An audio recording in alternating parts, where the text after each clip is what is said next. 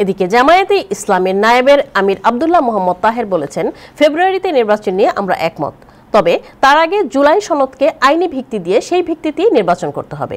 তিনি শুক্রবার নিউ ইয়র্কের ম্যানহাটানে হোটেল হায়াত রিজেন্সিতে সাংবাদিকদের প্রশ্নের উত্তরে একথা বলেন।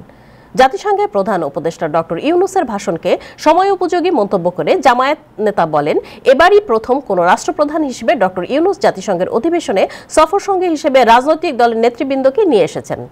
এমন উদ্যোগ দেশের জন্য কাঙ্ক্ষিত ছিল, আমরা এখানে এসে সেটা বুঝতে পেরেছি। সাংবাদিকদের প্রশ্নের উত্তরে তিনি বলেন, আমরা জুলাই সনদের আইনি ভিত্তির উপর নির্বাচন চাই।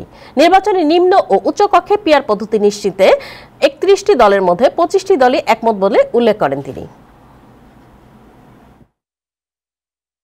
আমরা বলেছি, উনি তো ডিটেলস কথা বলেন নাই, ফেব্রুয়ারিতে ইলেকশন ওইটা বলেছে, তো এর সাথে আমরা দ্বিমত পোষণ করি না। কিন্তু আমরা যেটা বলেছি যে নির্বাচনের জন্য তিনটা বিষয় খুবই গুরুত্বপূর্ণ।